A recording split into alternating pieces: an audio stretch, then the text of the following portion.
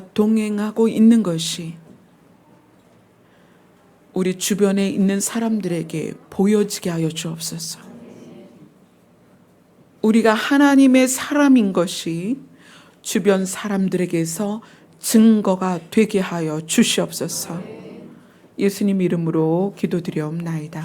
아멘. 오늘 말씀은 고린도 후서입니다.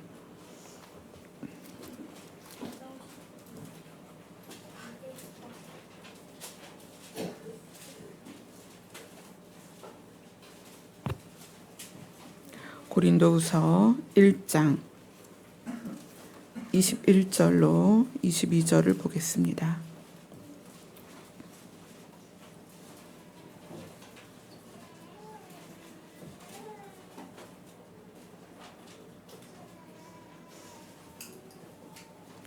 고린도후서 1장 21절 22절 두 절만 보겠습니다.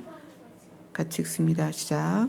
우리를 너희와 함께 그리스도 안에서 굳건하게 하시고 우리에게 기름을 부으신 이는 하나님이시니 그가 또한 우리에게 인치시고 보증으로 우리 마음에 성령을 주셨느니라. 아멘. 우리에게 기름을 부으신 하나님, 우리에게 기름을 부으시는 하나님. 그러면 주체가 하나님이시죠. 하나님은 왜 우리에게 기름을 부으시는가? 근데 이 기름 부으심 또는 기름 이것에 대해서 나눌 때에는 꼭 함께 등장하는 게 뭐냐면 성령이에요. 성령. 그렇죠? 사도행전으로 한번 가봅시다.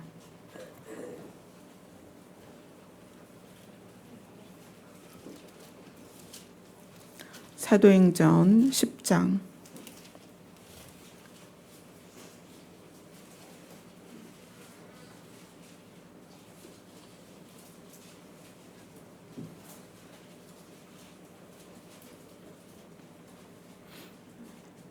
사도행전 10장 44절부터 48절입니다.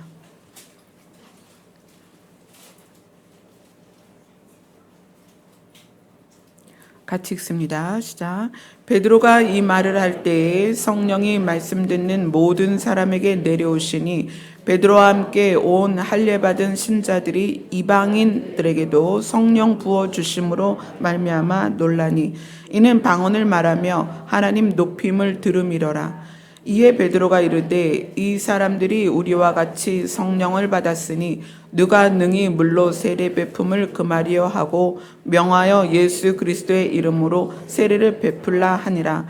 그들이 베드로에게 며칠 머물기를 청하니라. 아멘. 자, 여기에는 성령을 부어 주심이라는 말이 나옵니다. 하나님께서는 우리에게 기름을 부어 주십니다. 그런데 또 여기 사도행전은 성령을 부어 주십니다. 성령을 부어 주시는 것과 기름을 부으시는 게 차이가 뭘까? 성령은 뭐고 기름은 무엇인가? 이것이 이제 성경에서는 계속 반복적으로 혼용을 하고 있어요. 근데 개념은 좀 달라요. 그래서 이거를 정확하게 개념을 알고 성경을 보면 여러분들에게 도움이 되겠죠. 성령은 하나님 자신입니다. 하나님이세요. 그러니까 성령 하나님께서는 여기서 성령을 부어주셨다라는 것은 이방인들은 절대로 하나님을 믿을 수 없는 존재들입니다. 알 수가 없어요. 왜냐하면 하나님께서 이스라엘이라는 민족을 선택하셔서 너희는 나의 아내다라고 말씀하셨고 이 이스라엘은 그 피가 이미 그 민족 자체가 하나님을 알게 되어 있습니다. 그들은 본능적으로 하나님을 찾는 민족이에요. 근데 그것과 반대로 이방인들은 하나님을 알 수도 부를 수도 없는 존재들이라는 거예요. 그런 아예 민족 자체가 태생이 다른데 성령께서는 어떤 분이냐면 하나님이세요. 그래서 이 하나님이신 성령께서는 자발적으로 자기의 의지대로 누구에게 가기도 하시고 그 사람에게 어떤 일을 행하기도 하시는 자발적인 분이십니다. 그래서 우리는 성령 하나님이다 이렇게 말하죠. 성령 하나님은 본인이 가고자 하는 곳에 가셔서 그 사람에게 자신을 드러내시고 내가 하나님이다라고 일하실 수 있는 의지가 있으신 독립체예요. 본인이 가고 싶은 곳에 가서 본인이 주고 싶은 걸 줄 수 있는 분이다. 그래서 성령에 대하여 가르치는 성경에서 이렇게 말하죠. 임의대로 성령께서 자기 맘대로 사람들에게 성령께서 주고 싶은 선물을 줄 수 있다. 성령은 그렇게 독립적이고 자발적이고 스스로 일하시는 분이십니다. 그러나 기름 자체가 스스로 움직일 수 없습니다. 좀 다르죠? 성령을 여기서는 부어주셨다라고 하시는 것은 하나님께서 성령이 그곳에 가는 것을 이방인에게 성령이 임하는 것을 허락하셨다는 의미예요.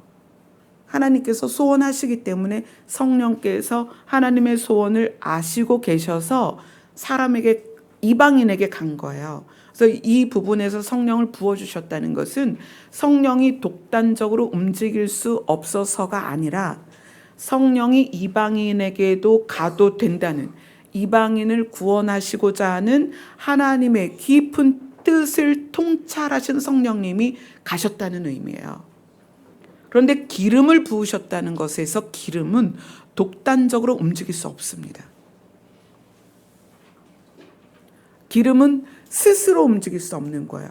그래서 계속 어떻게 표현되냐면 하나님께서 부으셨다 이렇게 표현이 돼요.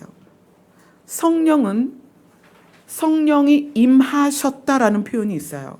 근데 기름이 임했다라는 표현은 없어요. 그러니까 성령은 독립적으로 하나님이 우리를 향한 뜻, 우리를 한 영혼도 잃지 않고 구원하기 위한 뜻을 아시기 때문에 성령께서 스스로 두루 다니시면서 임의대로 활동을 하십니다. 그러나 기름은 스스로 움직일 수 있는 존재가 아니에요. 기름은 하나님께서 부으셔야만 되는 거예요. 개념이 좀 다르죠. 그래서 성령을 부으시는 것과 기름을 부으시는 건 좀 다르다. 성령이 일하시는 것과 기름이 우리에게 부어졌을 때 나타나는 것이 좀 다릅니다. 그래서 그 부분을 우리가 보는 거예요. 자, 성령이 우리에게 오시면 지금 사도행전 10장 46절을 보세요. 성령이 임하시면 어떤 현상이 나타나는가 개인에게. 사도행전 10장 46절을 읽습니다. 시작. 이는 방언을 말하며 하나님 높임을 들음이러라. 자, 이방인에게 성령이 임했더니 방언이 나타났다. 그러니까 초자연적인 우리가 인간의 세계에서 인간의 구조 안에서 나타날 수 없는 것, 그것이 이제 기본적으로 방언이라든가 환상을 본다든가 하나님의 음성으로 어떤 예언과 계시를 받는다거나 이런 것들은 다 성령께서 임해야만 가능한 거예요. 근데 이방인이 방언을 한단 말이에요. 저 이방인에게도 성령께서 임하셨네. 그 다음에 또 하나가 뭐냐면 하나님 높임. 이 하나님 높임이라는 건 우상을 섬기던 이방인들이 하나님이 신이신 것을 깨닫는 거예요. 신들 중에 하나가 아니라 하나님을 높였다는 건 본인들이 섬겼던 신들 위에 하나님을 올린 거예요. 그래서 우리가 섬겼던 신은 신이 아니구나. 하나님만 유일하신 신이다.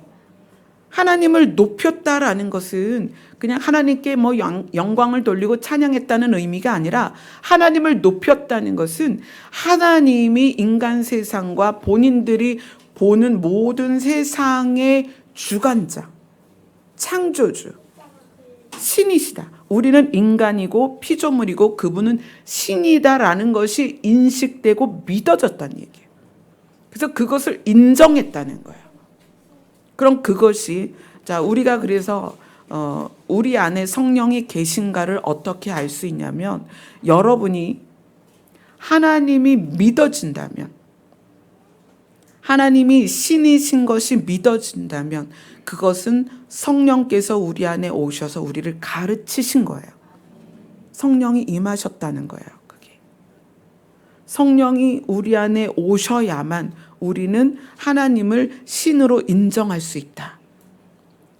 물론 이것이 확장돼서 그 신으로 인정된 것이 믿음으로 살아내지는 거는 인정된 것과는 조금 차원이 다르죠. 그러나 이 부분에서는 지금 성령이 사람들에게 임하신 것을 어떻게 증거로 알 수 있냐면 초자연적인 현상들이 나타나는 것, 개인에게. 그리고 하나님이 신이신 것이 믿어진 것, 이것으로 성령이 그에게 임하신 걸 알 수 있습니다. 즉 이곳에 계신 분들 중에는 교회를 전혀 안 다니다가 오신 분도 있고 또 하나님을 안 믿다가 오신 분들도 있을 거예요. 그러나 어느 순간에 하나님이 믿어졌다면, 하나님이 신이신 것이 믿어졌다면, 신의 존재가 내 안에서 인정되었다면 그것은 성령께서 하신 거예요. 그것이 많이 배우고 듣고 각인되어서 그것이 내 안에서 나를 마인드 컨트롤 해가지고 믿어지느냐? 그럴 수 없습니다. 성령께서 우리 안에 말씀하시고 우리의 영을 깨우셔서 깨닫게 하시고 알게 하신 게 성령이 우리 안에서 하시는 일이에요. 그래서 베드로가 이방인에게 성령이 임하신 것을 보게 되었죠. 근데 제가 성령과 기름 부음이 늘 같이 나온다고 했는데 38절을 보세요. 우리 사도행전 10장 38절.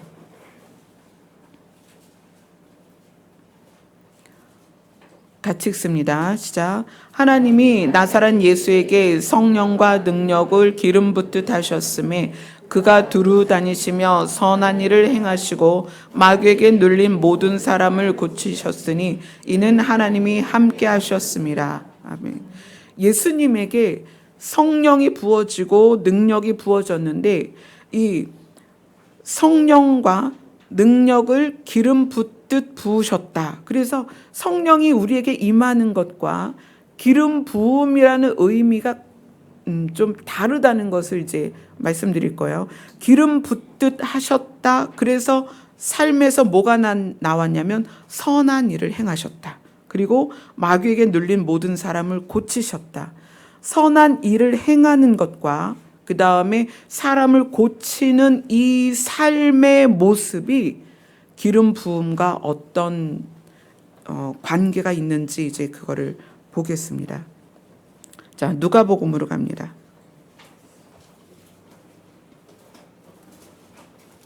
누가복음 4장 18절입니다.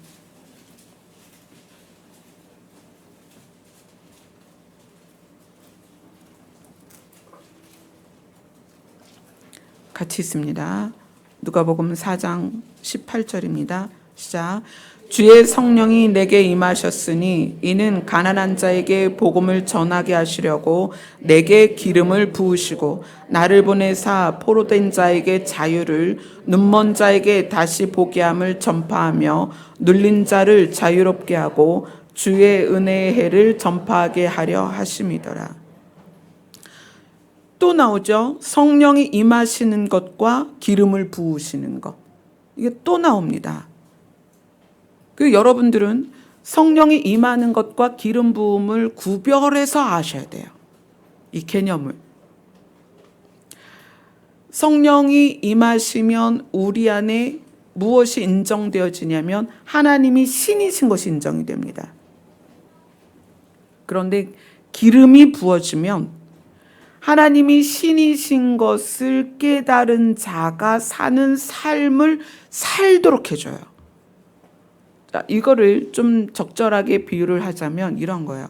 우리가 이제 저는 제가 지금 나이가 52인데 52 될 때까지 차가 없었어요. 집에 차가 없었어요. 그래서 어떻게 다녔겠어요? 걸어 다녔죠. 남편이랑 저랑 면허가 없었느냐? 아니요. 면허는 땄어요. 면허는 땄는데 차가 없었어요. 그러니까 차가 없으니까 맨날 걷는 거예요. 자, 그런 저에게 자동차가 탁 생겼어요. 그럼 어떻게 하겠어요? 자동차 타고 다니겠죠. 근데 자동차만 있다고 타고 다닐 수 있는 게 아니에요. 꼭 필요한 게 있어요.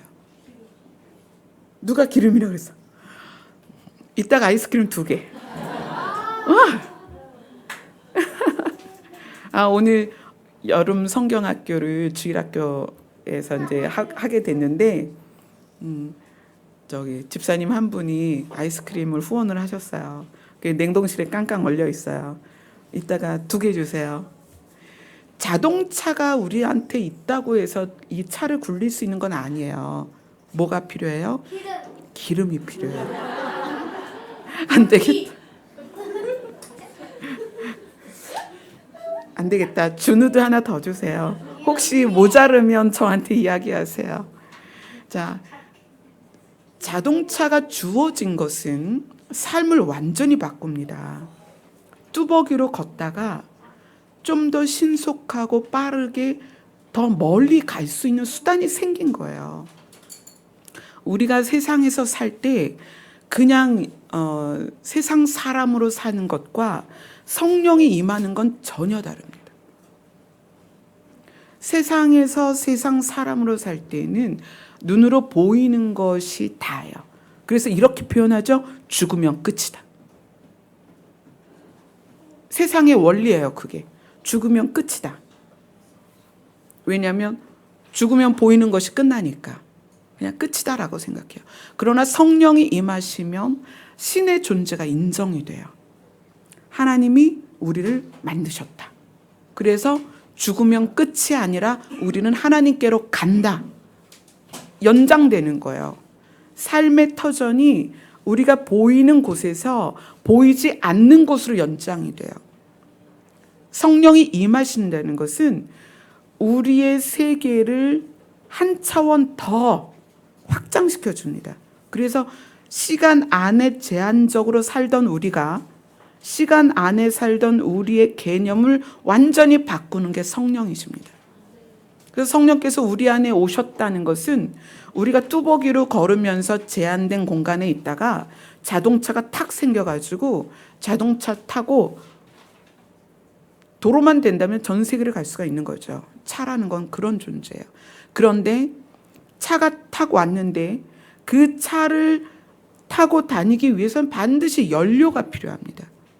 그래서 하나님은 자동차로 비유할 수 있는 성령님과 그 안에 연료가 되는 기름으로 양분해서 자꾸 우리에게 말씀하시는 거예요.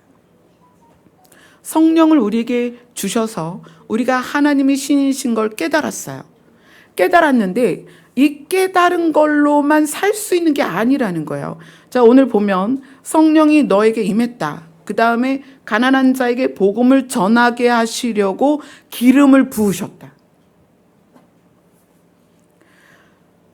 하나님께서 신이신 것이 깨달아졌고 예수님이 우리의 죄 때문에 죽으셔서 예수님을 믿으면 구원받는 것, 죄사함을 받는 것까지 다 깨달았어요. 근데 그 깨달음에서 삶으로 그것이 확장되는 거에는 반드시 기름 부음이 필요하다. 왜냐하면 제가 말씀드렸죠. 기름 부음은 질을 변화시키기 위해서 있다. 우리의 존재가 하나님의 지으신 피조물이라는 것을 깨닫게 하시는 성령께서는 우리에게 임하셔서 많은 일들을 행하세요. 말씀을 기억나게 하시고 우리 존재가 누구인지를 계속 알게 하십니다. 근데 그 계속 알게 하시고 깨닫게 하시는데 그것을 삶으로 움직여서 행동으로 드러나게끔 우리의 질 자체를 바꾸는 것, 우리의 질이 바뀌는 것, 이것은 기름 부음이다.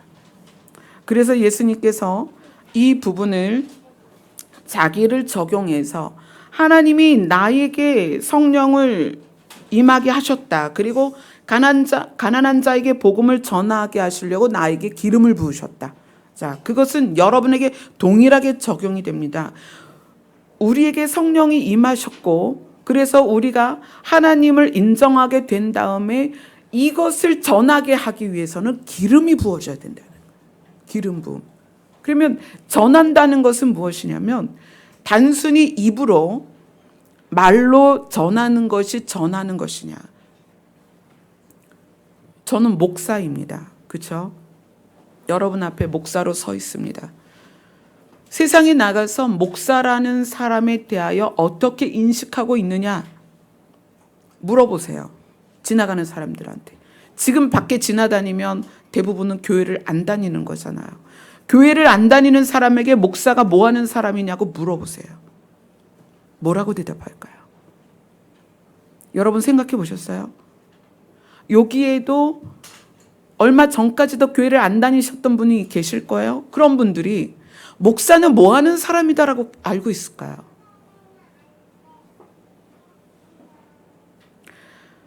성령이 임하셔서 복음을 전하게 하시기 위해서 기름을 부으시는데 목사라는 직업이, 목사라는 사람이 복음을 전하는 사람으로 인식되어 있냐는 거예요. 과연 그런가요? 세상이 바라보는 목사는 돈을 벌려고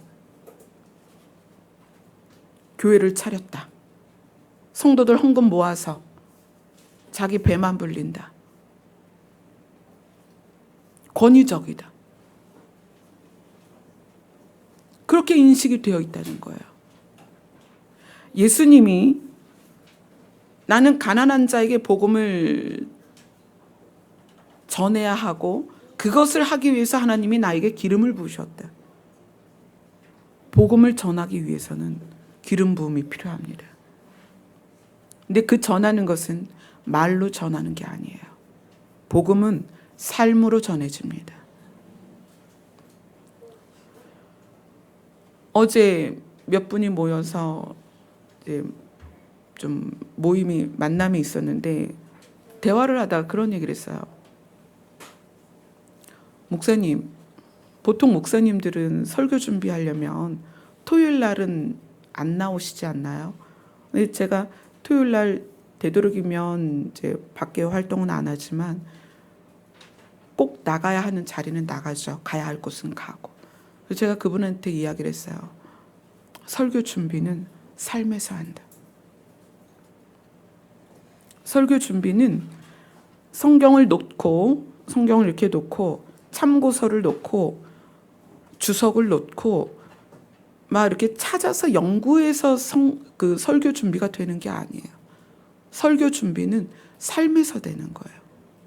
어떻게? 하나님과의 교제 안에서. 삶의 자리에서 하나님과 교제하면서 설교 준비가 되는 거예요. 아까도 찬양을 부를 때 찬양의 가사가 마음에 울리면서 하나님께 그렇게 질문을 했어요. 제가 어렸을 때부터 유독히 그렇게 교회 안에서 기도하는 걸 좋아했어요. 어른들 쫓아서 기도원 가고 40일 철회하면 같이 40일 철회하고 산기도 가면 쫓아가고. 그런데도 저는 걱정과 근심과 슬픔과 어둠 가운데 있었어요. 어느 날 제가 그것을 벗어나서 여러분에게 예수 그리스도의 빛을 전하고 있는데 순간 그런 질문을 한 거예요. 서로 다른 그 삶의 모습이 무엇을 기점으로 나타나는가? 하나님께서 네가 죽었을 때다. 네가 죽었을 때다. 예수님이 복음을 전하기 위해서 또 포로된 자에게 자유를 주고 눈먼 자에게 다시 보게 하고 눌린 자에게 자유롭게 하기 위한 복음을 전하기 위해서는 기름 부음이 필요하셨다. 예수님은 말로 복음을 전한 것이 아니라 삶으로 복음을 전하셨기 때문에 그래요. 그래서 성령이 우리에게 임하시는 것과 기름 부음을 받는 건 굉장히 개념이 달라요. 그래서 이거를 분리해서 우리가 알아야 합니다. 이 개념 자체를 알아야 합니다. 요한 1서로 가겠습니다. 요한 1서 2장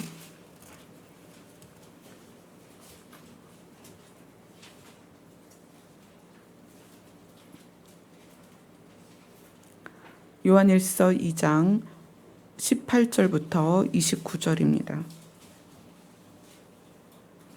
좀 길지만 같이 읽읍시다. 시작. 아이들아, 지금은 마지막 때라. 적그리스도가 오리라는 말을 너희가 들은 것과 같이 지금도 많은 적그리스도가 일어났으니 그러므로 우리가 마지막 때인 줄 아노라. 그들이 우리에게서 나갔으나 우리에게 속하지 아니하였나니 만일 우리에게 속하였더라면 우리와 함께 거하였으려니와 그들이 나간 것은 다 우리에게 속하지 아니함을 나타내려 함이라. 너희는 거룩하신 자에게서 기름 부음을 받고 모든 것을 아느니라. 내가 너희에게 쓰는 것은 너희가 진리를 알지 못하기 때문이 아니라 알기 때문이요 또 모든 거짓은 진리에서 나지 않기 때문이라. 거짓말하는 자가 누구냐? 예수께서 그리스도이심을 부인하는 자가 아니냐? 아버지와 아들을 부인하는 자가 적그리스도니 아들을 부인하는 자에게는 또한 아버지가 없으되 아들을 시인하는 자에게는 아버지도 있느니라.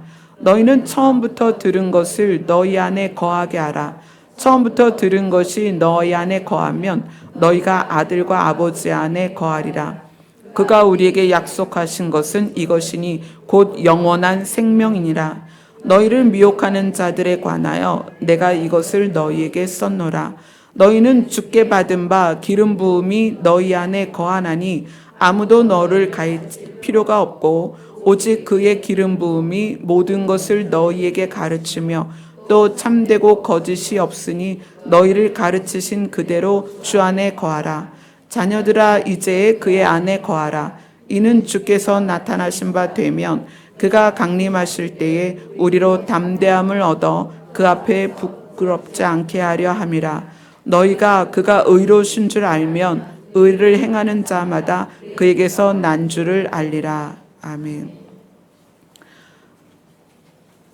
적그리스도가 있는데 그 적그리스도는 어떤 존재냐면 우리에게서 나갔다. 그리고 예수님을 부인하는 자다. 그럼 여기에서 우리에게서 나갔다라고 했기 때문에 개념을 교회 안에 있는 사람과 교회 밖에 있는 사람으로 구분해야 되느냐? 그건 아닙니다. 요한이 지금 교회 밖에 있으면 예수를 부인하는 자고 교회 안에 있으면 예수를 인정하는 자다라고 말하는 게 아니에요. 이 개념은 뭐냐면 우리에게서 나갔다라는 말은 주 안에 거하는 상태에서 나갔다는 말이에요. 우리에게서 나갔고 예수 그리스도를 부인하는 자를 적그리스도라고 말하는데 그것은 건물의 유형의 교회를 다니느냐 안 다니느냐가 아니라 예수 안에 거하느냐 안 거하느냐로 이야기를 하는 거예요. 교회 안에 있어도 예수 안에 거하지 않으면 처음에는 하나님을 인정하는 사람일 수 있어요. 그러나 그것이 어느 순간에 내 안에서 그것과 싸울 수도 있어요. 뭐가 생기냐면 의심이 생기는 거거든요.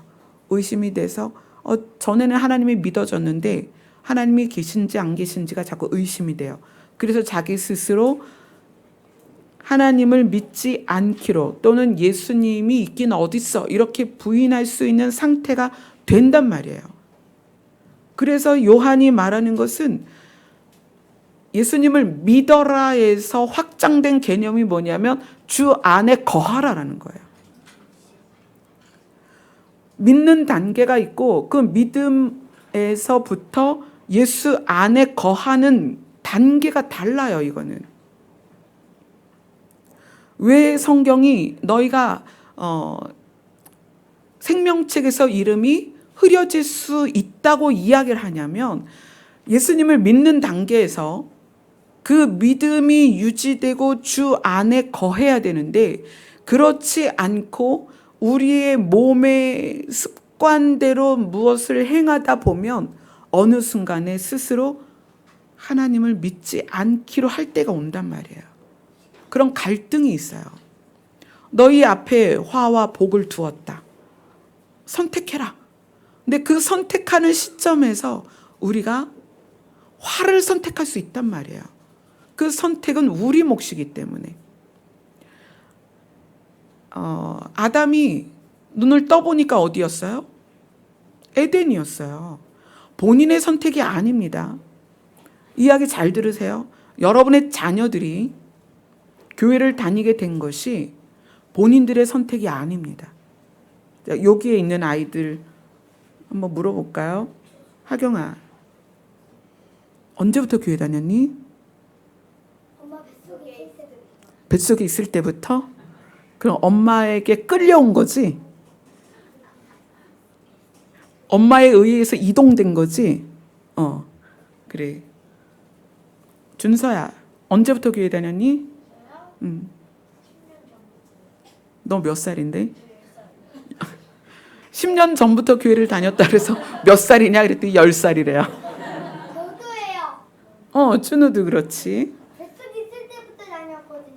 그치. 그러니까 아빠 엄마 결혼하기 전부터.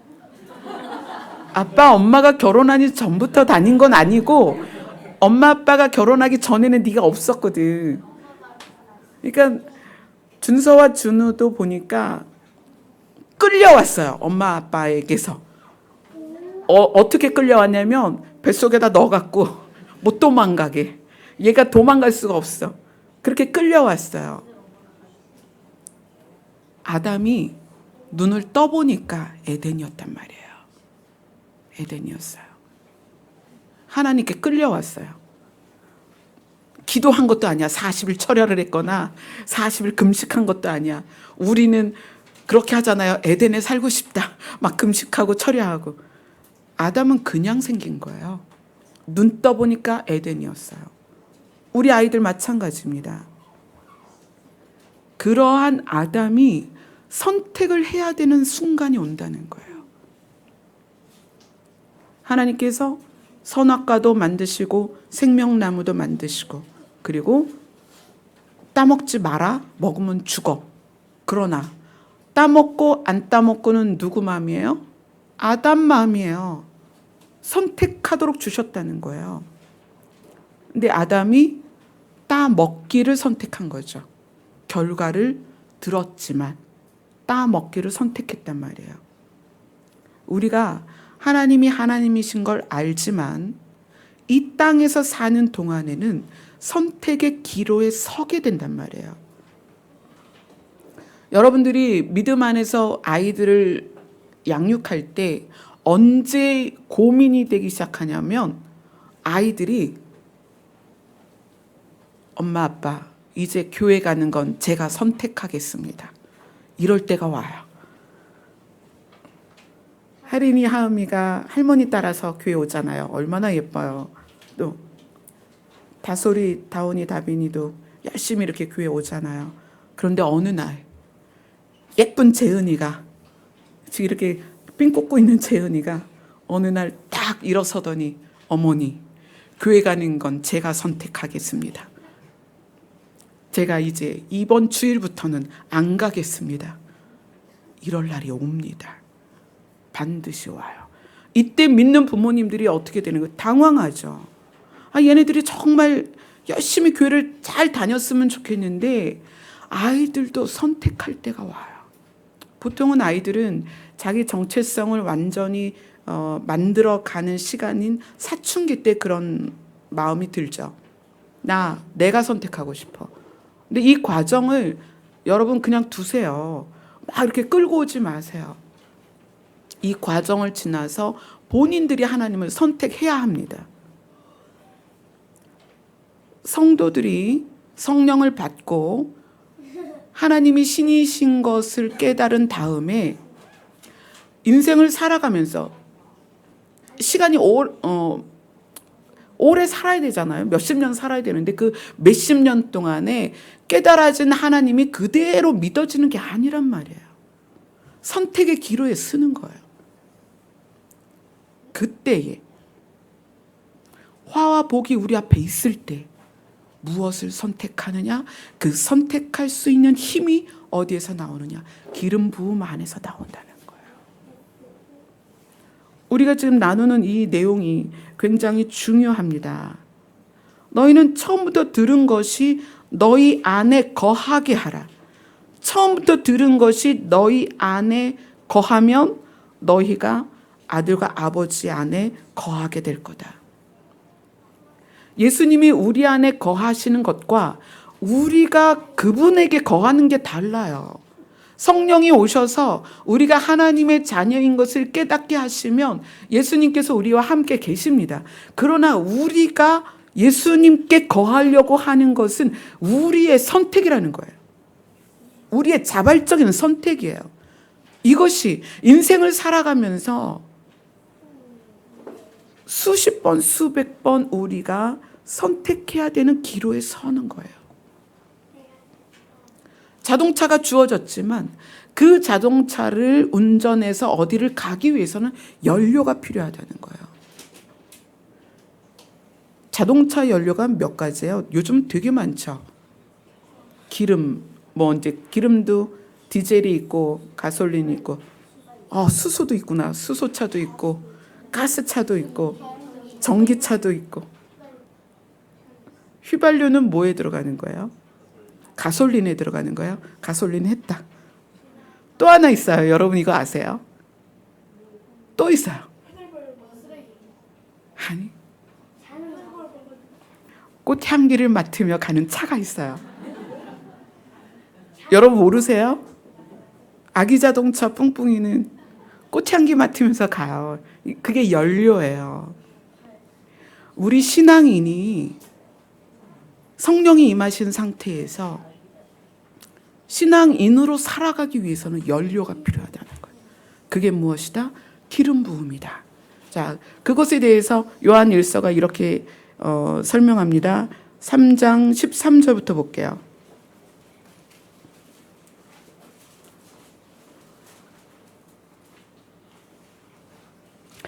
13절부터 24절까지인데 좀 길지만 여기도 같이 읽읍시다. 시작. 형제들아, 세상이 너희를 미워하여도 이상히 여기지 말라. 우리는 형제를 사랑함으로 사망에서 옮겨 생명으로 들어간 줄을 알거니와 사랑하지 아니하는 자는 사망에 머물러 있느니라. 그 형제를 미워하는 자마다 살인하는 자니 살인하는 자마다 영생이 그 속에 거하지 아니하는 것을 너희가 아는 바라. 그가 우리를 위하여 목숨을 버리셨으니 우리가 이로써 사랑을 알고 우리도 형제들을 위하여 목숨을 버리는 것이 마땅하니라.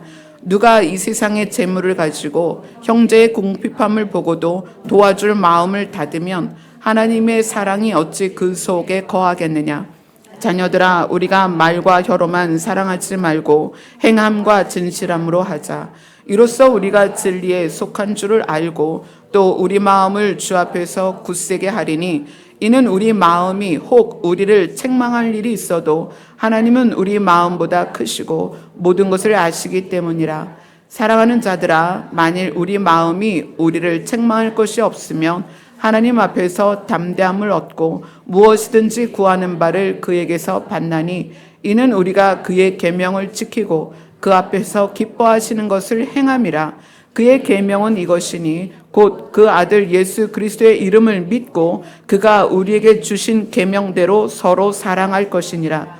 그의 계명을 지키는 자는 주 안에 거하고 주는 그의 안에 거하시나니 우리에게 주신 성령으로 말미암아 그가 우리 안에 거하시는 줄을 우리가 아느니라.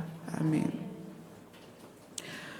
명확하게 23절이 무엇을 말하고 있냐면 그의 계명은 이것이니 곧 그 아들 예수 그리스도의 이름을 믿고 자, 믿는 단계가 있고, 믿음이 있다는 거예요. 믿는 단계가 있고, 그가 우리에게 주신 계명대로 서로 사랑할 것이니라. 믿는 것과 우리가 삶에서 사랑하는 두 분야가 있다는 거예요. 믿음은 성령이 우리에게 임하시면 하나님이 신이신 것을 믿게 해주십니다. 그래서 우리에게 믿음이 생겨요. 그러나 사랑할 힘은, 사랑을 행하는 것은 우리가 하는 거예요.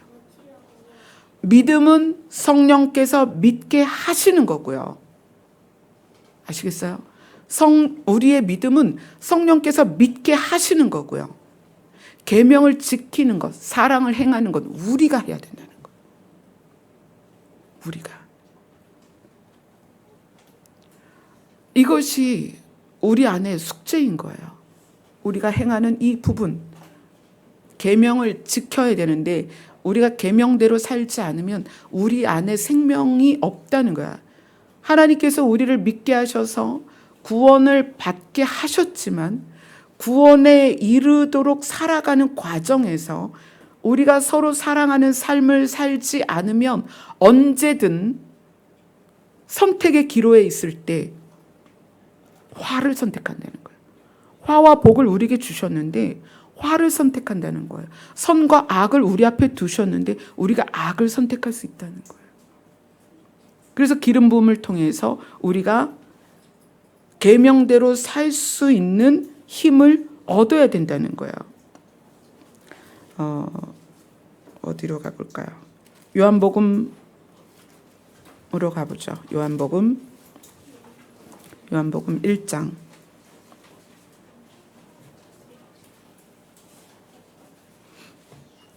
요한복음 1장 9절을 봅시다.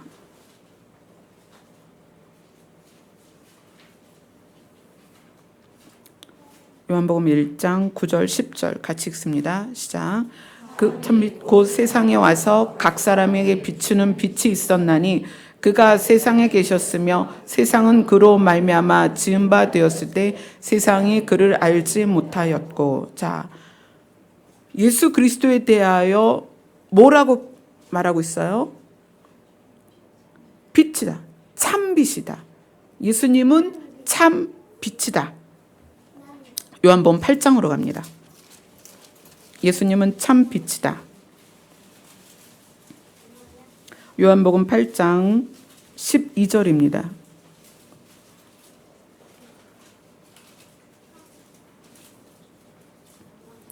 요한복음 8장 12절 같이 읽습니다. 시작. 예수께서 또 말씀하여 이르시되 나는 세상의 빛이니 나를 따르는 자는 어둠에 다니지 아니하고 생명의 빛을 얻으리라. 예수님이 자기 자신을 뭐라고 불렀어요? 나는 세상의 빛이다. 참 빛이고 빛이다. 이렇게 말씀을 하셨습니다. 자, 마태복음으로 갑니다.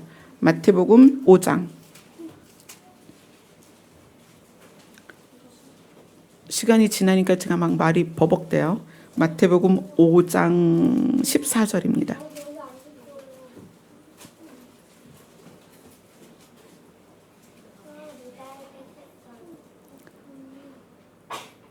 마태복음 5장 14절 15절을 같이 읽습니다. 시작. 너희는 세상의 빛이라. 산 위에 있는 동네가 숨겨지지 못할 것이요 사람이 등불을 켜서 말 아래 두지 아니하고 등경 위에 두나니 이러므로 집안 모든 사람에게 비치느니라. 예수님 자신을 요한은 뭐라고 말했냐면 예수님은 빛이시다. 그것도 참빛이다. 참빛은 빛의 근원이라는 거예요. 참빛이다. 예수님이 나는 세상의 빛이다 라고 이야기를 하셨어요. 그리고 이 마태복음에서 예수님이 제자들에게 말씀하시는데 뭐라고 하냐면 너희는 세상의 빛이다 이렇게 얘기를 해요. 그러면 예수님과 우리가 동격이냐? 그게 아니라 예수님의 빛이 우리에게 반영됐다는 거예요. 그래서 우리도 빛이 난다는 거야. 예수님은 스스로 있는 빛이고 그 빛이 우리에게 비춰져서 우리도 빛이 나는 존재가 됐다는 거죠. 그래서 예수님도 빛이고 우리도 빛이다. 자, 그런데 그 빛에 대하여 이렇게 이야기합니다. 마태복음 5장 16절을 같이 읽습니다. 마태복음 5장 16절 시작. 이같이 너희 빛이 사람 앞에 비치게 하여 그들로 너희 착한 행실을 보고 하늘에 계신 너희 아버지께 영광을 돌리게 하라.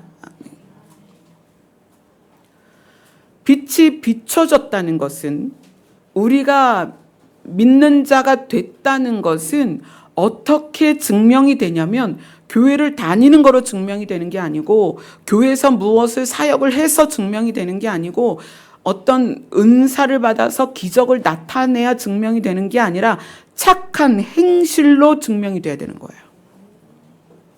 너희 빛이 사람 앞에 비치는 것은 너희의 착한 행실이다 라고 이야기하는 거예요. 그래서 사람들이 우리를 보고 저 사람들은 하나님을 믿는 사람이다 라고 알아볼 수 있다는 거예요. 교회를 열심히 다니는 거로 하나님을 믿는 사람이다 라고 알아지는 것이 아니라 착한 행실이 나타나야, 착한 행실이 나타나야 예수님의 빛이 우리에게 비춰진 것으로 증명이 된다는 거예요. 그러면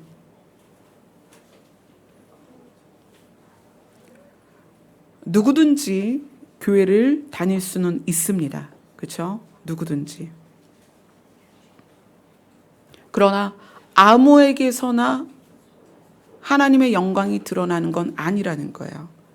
어떤 사람에게, 착한 행실로 삶을 사는 사람에게만 하나님의 영광이 나타나는 거예요. 그들을 보고 복음이 전해지는 거예요. 아까 나눴죠? 복음을 전하기 위하여 무엇을 부었다? 기름을 부었다. 복음을 전하는 것은 말로 전하는 것이 아니다. 무엇으로 전하는 것? 삶으로 전하는 것이다. 복음은 삶으로 전하는 것이다. 여기서 그렇게 말합니다. 너희 빛이 사람들에게 비치게 하라. 그것이 무엇이다? 착한 행실이다. 하나님을 믿고 성령이 임한 사람이 세상에서 사기를 치고 나쁜 짓을 하고 가족을 괴롭히고 욕을 하고 분노하고 화를 내는 것이 옳으냐? 아니요, 옳지 않습니다. 기름 부음을 받아서 우리의 질이 바뀌어야 됩니다. 가시와 엉겅퀴를 내는 우리가 바뀌어야 됩니다. 여러분 혹시 그런 분들 많이 있을 거예요. 교회에서는 형제님, 자매님, 성도님, 목사님, 집사님 막 그렇게 하시다가 집에 가서 어떤 타이밍만 되면은 화가 엄청 나는 분들 있죠. 막 이거를 주체할 수 없어서 막 던지고 때리고 욕하고 막 그럴 수가 있어요. 여러분 그거를 나는 정상이다라고 생각하면 안 돼요. 나는 비정상이다. 나에게 그런 분노가 있다면 나는 비정상이다. 나는 하나님을 믿는데 왜 그럴까? 믿음은 성령께서 주셔서 믿을 수 있게 하셨지만 착한 행실이 되는 건 기름 부음이 있어야 합니다. 우리의 삶이 바뀌지 않으면 이건 비정상입니다.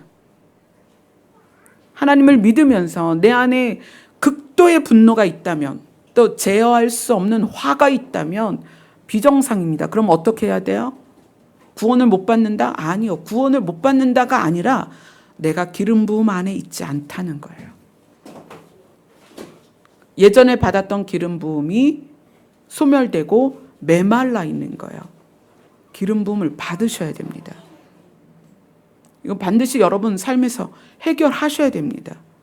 왜냐하면 그렇게 우리 안에 화가 있으면 복음이 전해지질 않아요.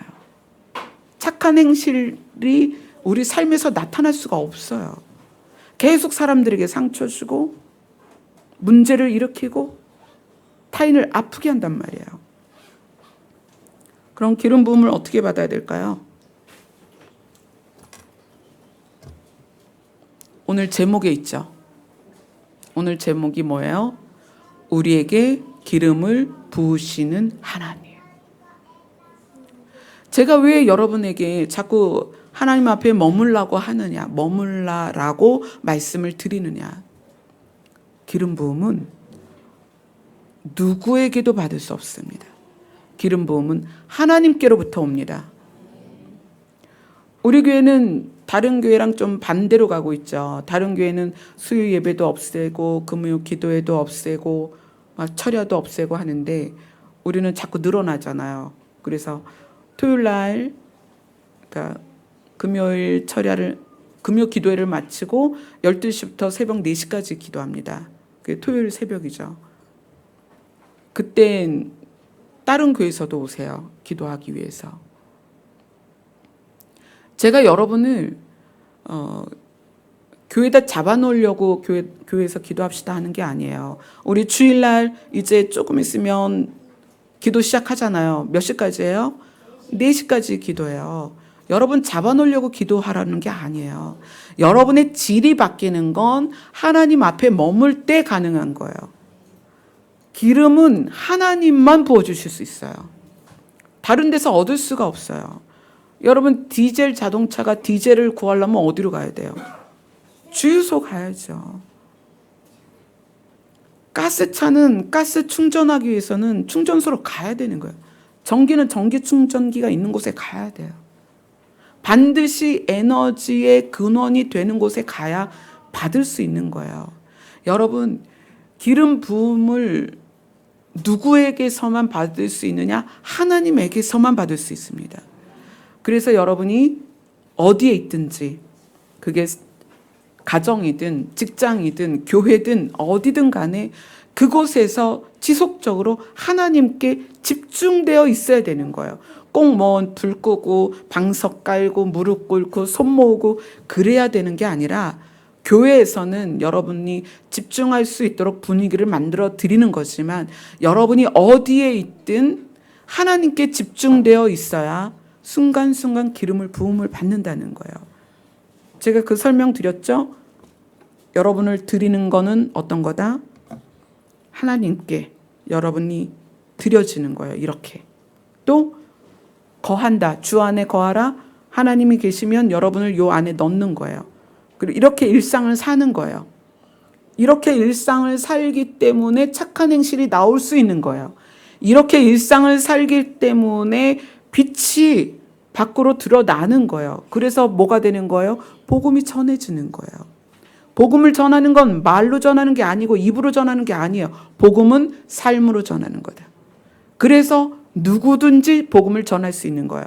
목사라는 사람은 직업적으로 그런 역할을 감당하기 위해서 특별히 교육을 받고 삶 전체에서 이 일만 하지만 여러분은 여러분의 삶의 자리에서 복음을 전할 수 있습니다. 주 안에 거하면, 주님 안에 거하면 이 삶 안에 모든 것이 바뀌게 돼 있는 거예요.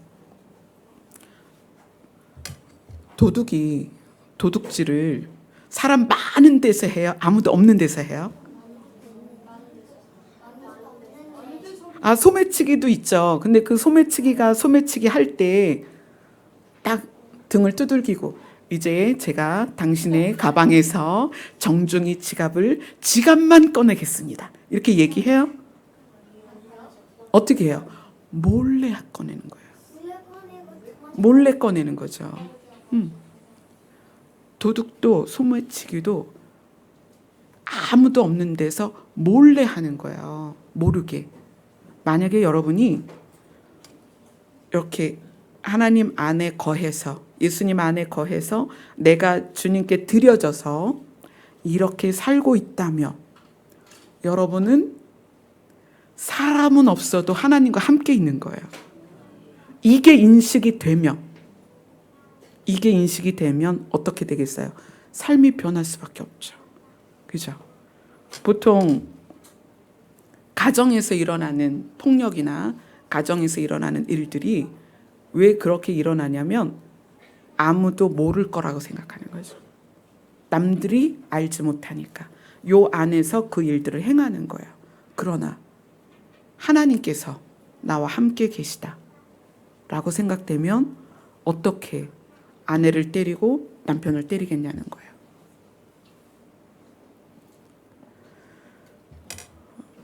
복음은 삶으로 증명이 되는 것입니다. 네, 그러기 위해서 무엇이 필요하다? 기름 부음이 필요하다. 지금 우리가 계속 몇 주째 기름 부음에 대해서 이렇게 저렇게 다양한 각도로 좀 보고 있습니다. 다음 주도 기름 부음에 대해서 나눌 거예요. 여러분들이 진짜였으면 좋겠어요. 교회 다니는 사람이 아니라 성도였으면 좋겠어요.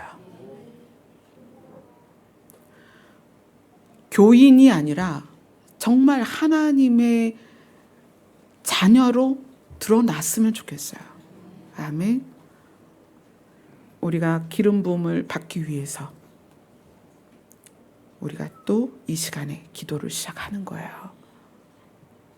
온종일 한 주간 우리 늘 바쁘잖아요. 주일만이라도 우리가 좀 더 깊이 여기서만 주님 안에 거하는 건 아니죠. 그런데 이곳에서는 그거를 돕는 장소이기 때문에 여러분들이 집중해서 교회에서 그렇게 기도를 하셨으면 좋겠습니다. 자, 우리 찬양 하나 할까요?